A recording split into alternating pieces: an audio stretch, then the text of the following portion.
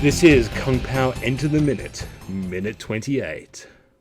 Opening frame. The Chosen One lying unconscious on the floor. As the surrounding scenery turns from dusk to night, the Chosen One finally wakes and doesn't appear to be that badly hurt beyond some joint aches. Stretching out some of his pains, the Chosen One happens to look up and appears to notice someone that catches his attention. We cut to a low-angled wide shot of a building standing atop of a ramshackle roof stands. A woman? The mysterious lady leaps down from the building, twisting and twirling through the air like a ballerina, finally landing on foot with an elegant pose. For about 2 seconds before stumbling onto some carefully laid out and easily breakable crates to her right. Undeterred, this mysterious lady jumps back up in a mid-shot where the audience gets a clear side view of her unique feature. After the Chosen One finally stands up and dusts himself off as this fascinating creature approaches and lets him know that I am Woe. The Chosen One starts tilting his head down as the audience is given a point of view shot of Woe's, well, I guess, inverse cleavage? Okay. Woe informs the Chosen One, It is not yet your time. You must not stand against Master Pain. The Chosen One informs Woe that, It's Betty now. correcting herself, Woe reiterates, Oh, you must not stand against Betty. Woe explains to the Chosen One that he requires special training, informing him, You cannot defeat him now. Chosen One's attention and eyes slips down again, as we once again are drawn to the same singular thing. And as we get to the closing frame, we see the Chosen One clearly distracted, not taking into account Woe's words, although he's also clearly paying attention to Woe, just not the right parts of Woe. Yes. And, I'll clear my throat and change back into my normal voice. No, I'm just kidding. We are once again joined by my 60 Seconds to Comply co-host and guest or hoster of literally every other minute-by-minute podcast on the planet. It is Courtney Coulson. Hello, new name, or new old name, who dis, yeah. Old new old name, yeah. Yeah, I'm a female to male to female detransitioner. If you want to hear about that, head on over to Courtney Coulson on YouTube. So, yeah, because it's a long freaking story, and I don't want to distract from what is ostensibly the greatest comedy film of all time. Oh yeah, I mean, we could always call you Betty, but that's actually going to be very confusing to the audience. It's very confusing because that's my grandmother's name, so I did consider it, but actually, this is something I brought up in the minute with John Goon. Yeah, it's actually quite interesting that this is a movie from 2002. Yeah, and as soon as people know that Betty's changed his name, everyone just and they get corrected, and it's just like, yep, it's Betty from now on. Yep. Which is kind of progressive for pretty, yeah, such an era. and as I was listening to some YouTube thing, one of the Odenkirk's other projects, even though I don't think he wrote this one, but one of his other projects he's had connections to was Ace Ventura.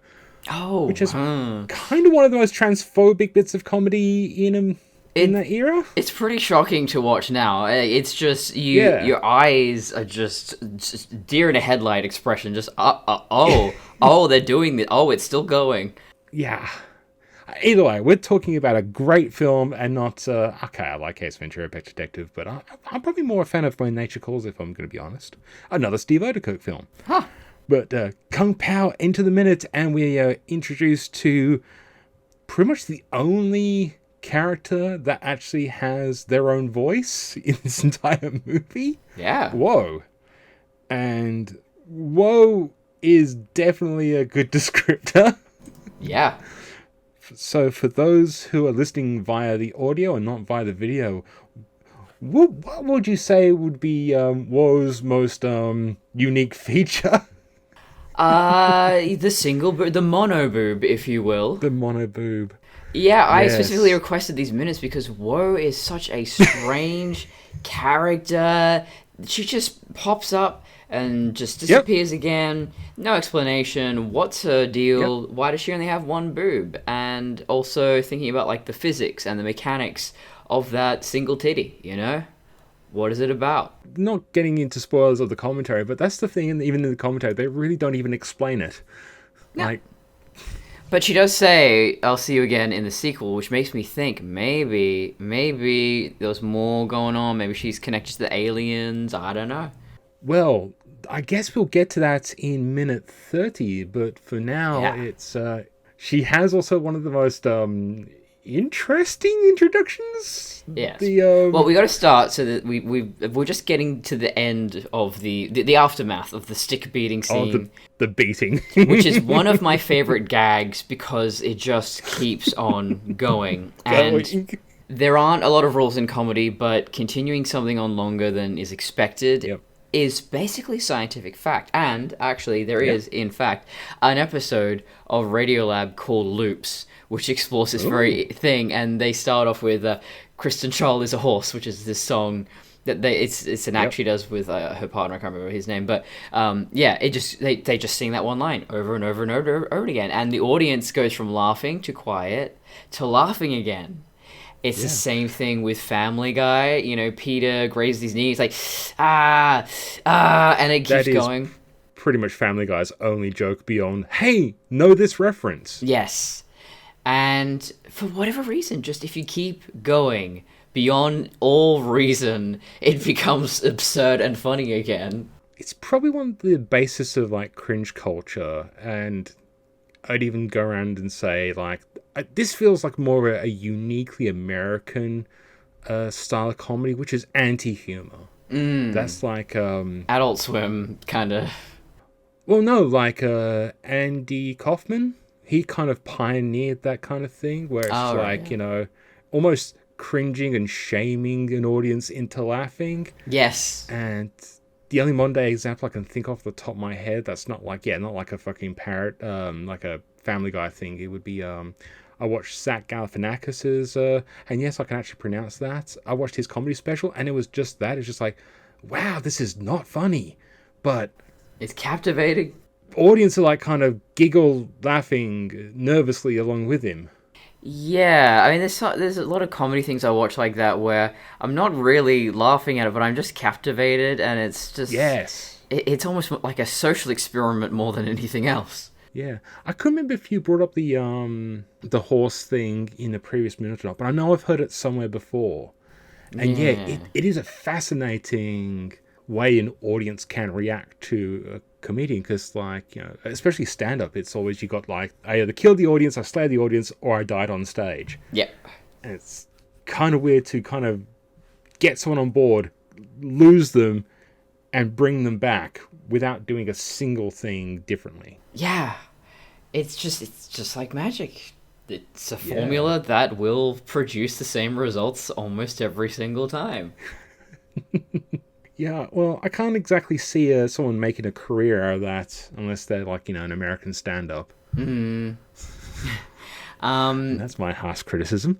So, how do you reckon they did this transition? Because it's a day for night, or are they just filming at a different time? There is a cut about 1 minute in. About 1 second into this particular minute. There is a change.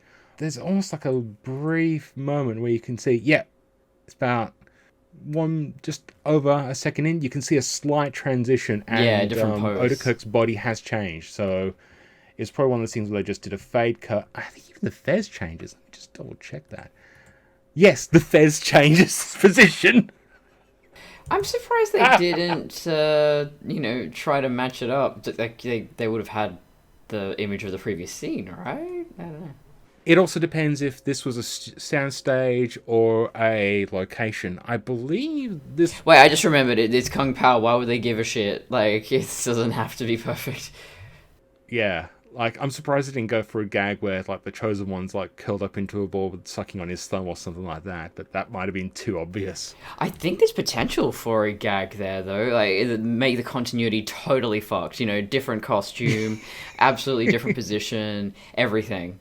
Well, there's so much weird continuity going on anyway, especially in that scene where, like, you know, he's like his hat's all over the place and stuff like that. But it's a dissolve cut. Unless you're paying attention, you really wouldn't know. So I think that's probably just for practicality. It was just one of the scenes where, like, you know, they just shot it as one thing. They changed the backdrop lighting, setup, and all that type of things. It probably maybe took them an hour to do it. And they just, repositioned Steve as best they could. That's a kind of a typical thing. You don't need to be like, spend like $10,000 on a special effect. So, Woe is basically an OC. She's an original character. Yep. And she just, all historical accuracy is thrown out the window, at least in terms of costume.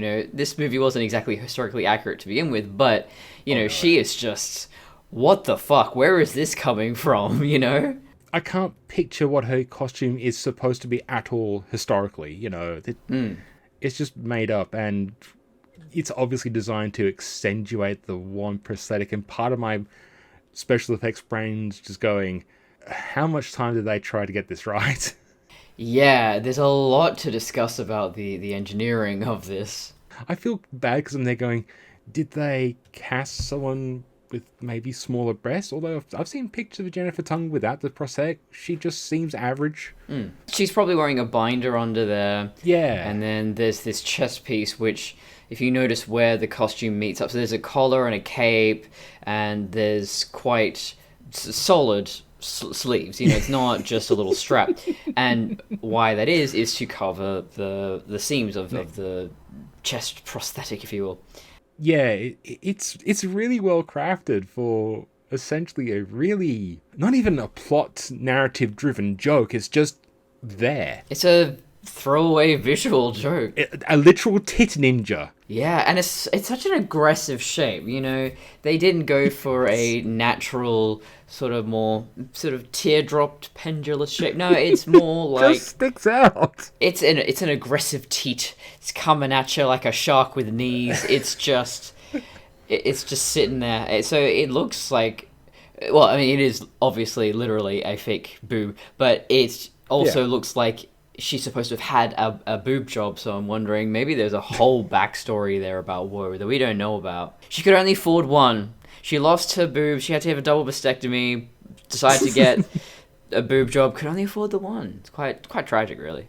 Well, isn't there a myth regarding the Amazons that the archers would remove one of their breasts to make it easier for them to shoot a bow and arrow? I'm not sure how much of that's complete bullshit or not, but I mean, the fact that story was told is true, but the idea that it makes it easier to fire a bow was clearly made up by a man who has never had titties, because it don't make a difference. As someone who has shot a bow and arrow in the past, I don't think even having anything there, it won't matter a damn, I don't think. Well, your arms are above your chest, so... Yeah, well, that's the thing, it's such an awkward... You got to put yourself in such an awkward body position regardless, so I don't think it matters.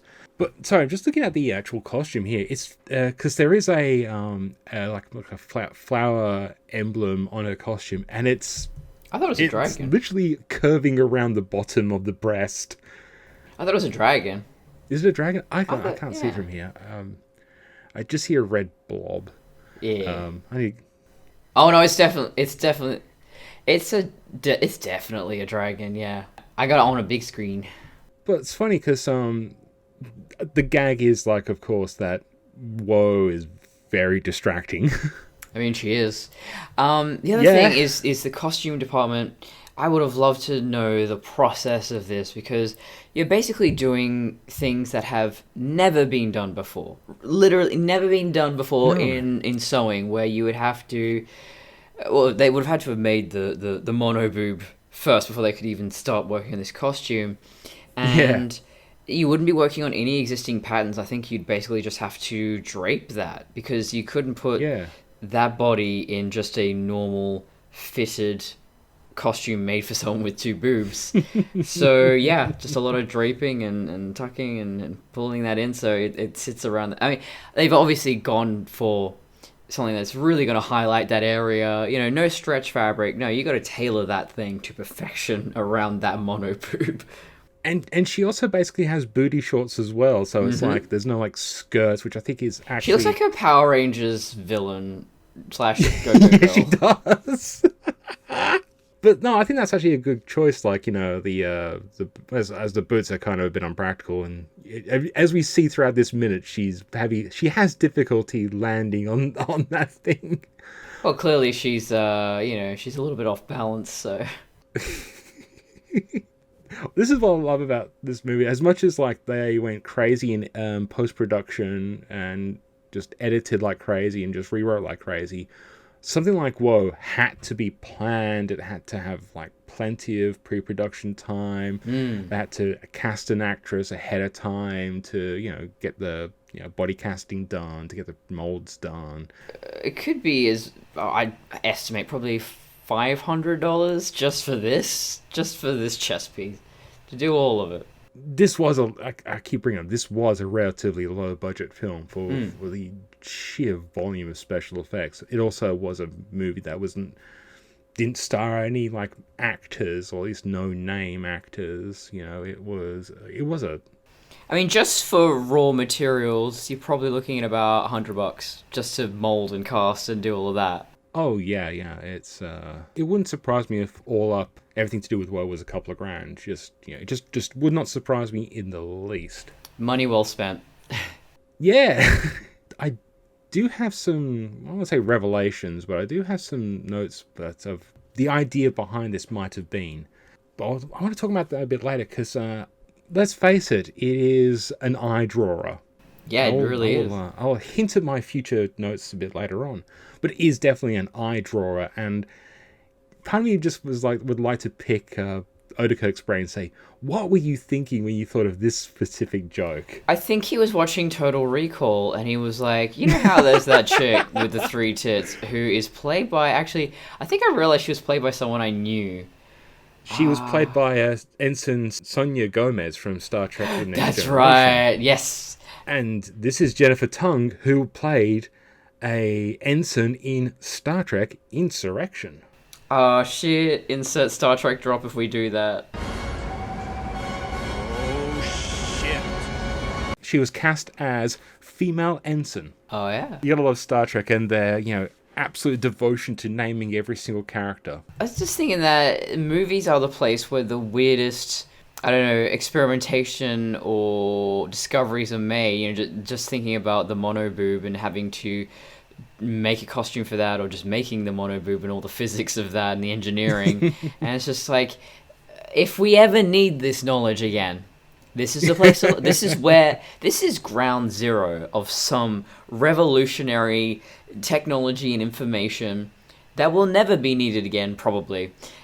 You say that, yeah, and I actually, the funny thing is, yeah, like, prosthetics is one of those weird things where, like, I don't think people used to take them really all that seriously because it used to be just that thing, like, science fiction used to do. But then, I can go as far as back as saying Spock's ears in Star Trek, like... Oh my god, they're so roughly made, but that's the best they could do at the time. Well, here's the thing. Even though they were roughly made by today's standards, they were quite advanced. Yeah, they were. They had to try and find a rubber that would work, and that's why, they started using silicons and stuff like that, is because they couldn't find a rubber that would look natural, this could be made up to look natural on Spock. And it took I'm blanking on the guy's name, but yeah, it took him like about 100 different test molds and all sorts of different materials just to try and find a lifelike looking prosthetic, because it hadn't been done before. Because they couldn't use silicon at the time either, and silicon actually has translucency much like human skin.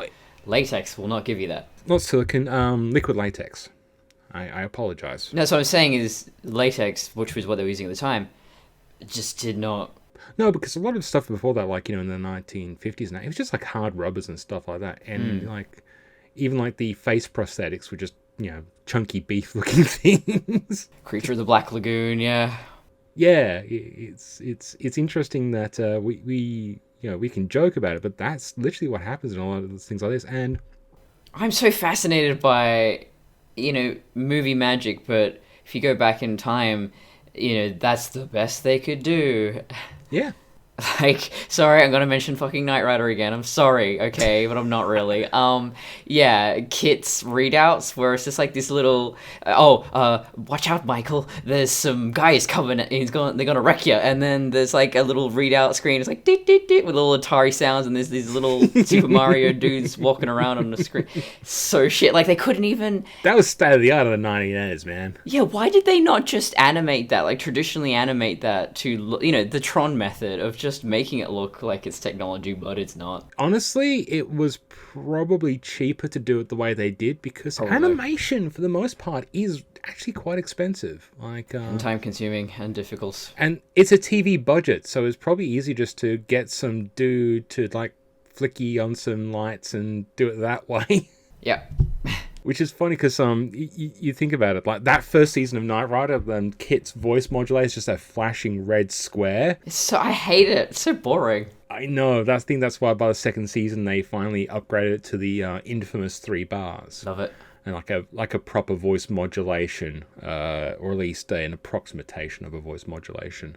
Did that actually inspire the look of that in the real world afterwards, or was that already around? I honestly have no idea.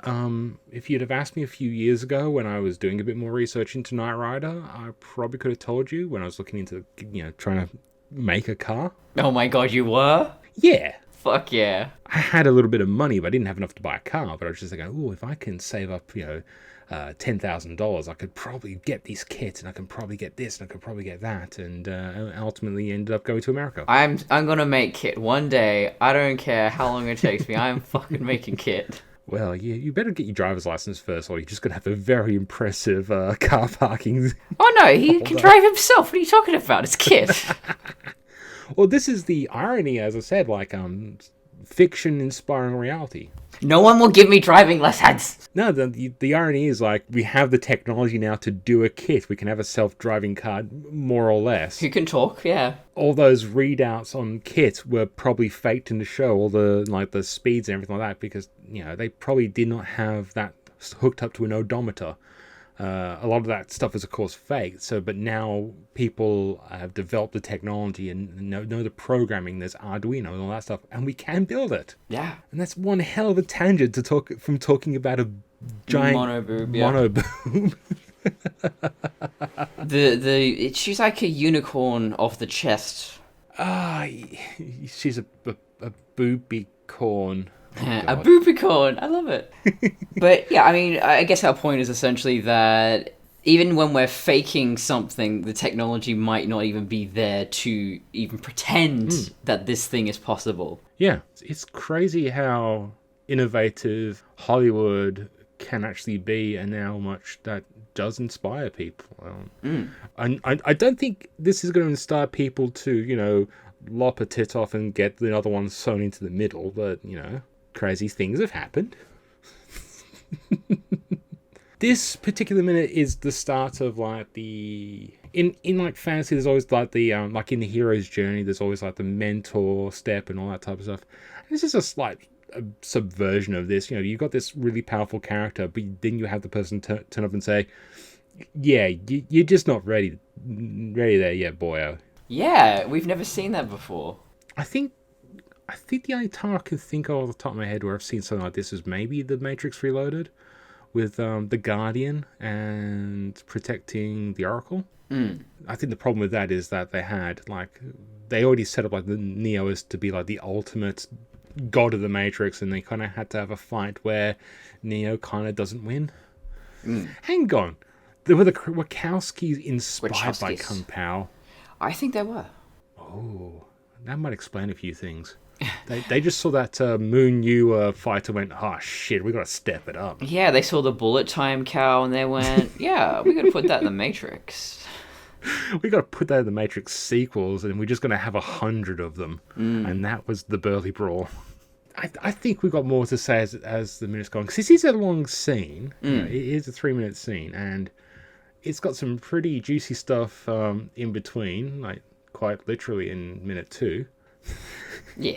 So I think we'll wrap this up for now. Definitely sticking along for the next 2 minutes, aren't you? Yes. I wouldn't want to miss a second of that amazing uni boob. The booby call. Well, before I move on to the my regular bits and pieces, would you like to tell our lovely audience where they can find you? You can find me at traviandesigns.com, Travan.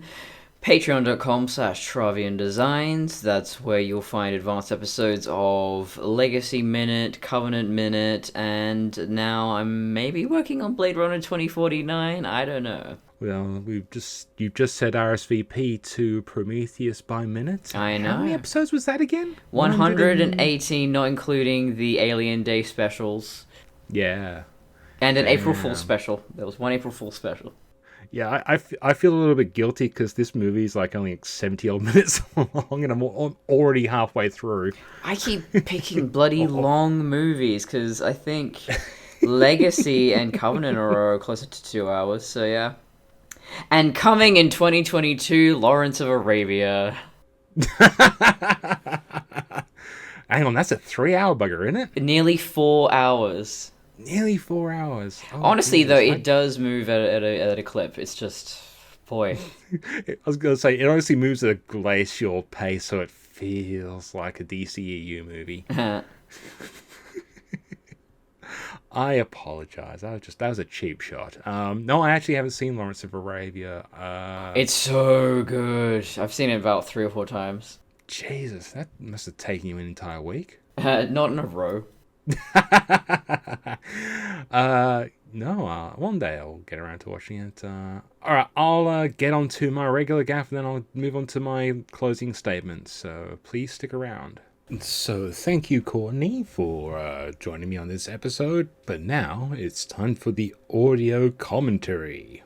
Steve gives a shout out to Jennifer Tung and the Woe stunt double Lee Hennessy during the commentary, with Paul adding, which it's amazing, absolutely no makeup and no prosthetic on Jen at all. You have no idea how hard it is to find a solid actress with one boob in the middle of her chest. It's hundreds of movies and thousands of actresses to find that. I mean, we only had 2 people show up, and one of them was a guy. All joking aside, Steve adds this. And Jennifer's great. She really had fun with the fake dialogue aspect. She got involved with writing some of her own original lines. And so now, what are they really saying? First time we actually get someone other than Steve speaking English. Your suit does not fit you well. The crotch must cause you great pain. It's sweaty now. Oh. It doesn't seem sweaty. If it is too dry, it will kill you. It seems like you're draining. You should stick your feet in snow. And I figured, yeah, for the audiobook, it had to be this one. I am Woe.